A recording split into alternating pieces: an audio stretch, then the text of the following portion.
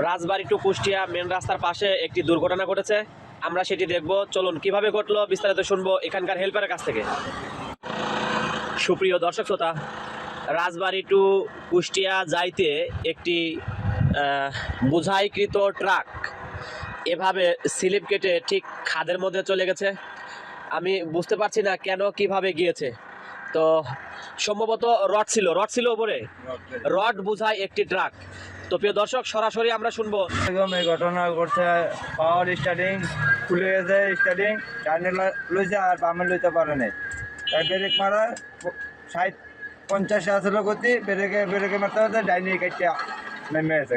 নিহত হয় না, কোনো আহত হয় নাই। আলহামদুলিল্লাহ সবাই ভালো আছে, সবাই ভালো আছে। এবং গাড়িটা কি নিরাপদে আছে কিনা? গাড়িটার নিরাপদ আছে। এখন কি ব্যবস্থা নিতে চাচ্ছেন? এখন বর্তমানে চেঙ্কপ পদে উঠামো গাড়ি টান্দা আস্তে আস্তে। আচ্ছা, এটা কি সরকার থেকে কোনো সহযোগিতা করবে সড়ক বিভাগ, নাকি নিজ খরচে এগুলো উঠায়? এগুলো নিজ খরচে উঠাইতে হয়। আচ্ছা ঠিক আছে, ধন্যবাদ ভাই আপনাকে। তবে সাধারণ যারা ড্রাইভার আছে তাদের উদ্দেশ্যে কি বলতে চান যাতে এরকম দুর্ঘটনা না ঘটে?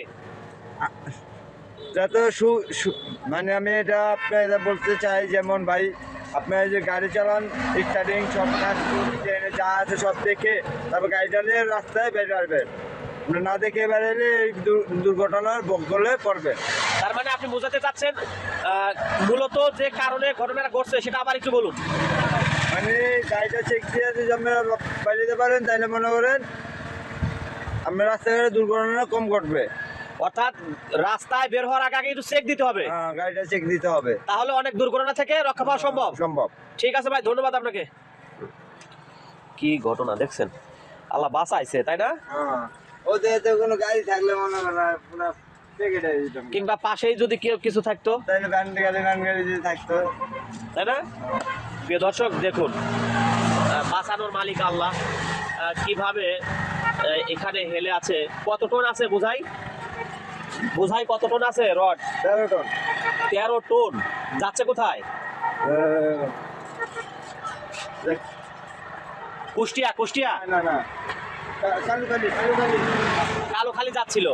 প্রিয় দর্শক দেখুন, কালুখালী আর বেশি দূরে নয়, সেখানেই তার আগ মুহূর্তে এই ঘটনাটা ঘটে গেল। ভাগ্য ভালো যে এই ট্রাকটা উল্টে নিচে যায়নি, তাই না?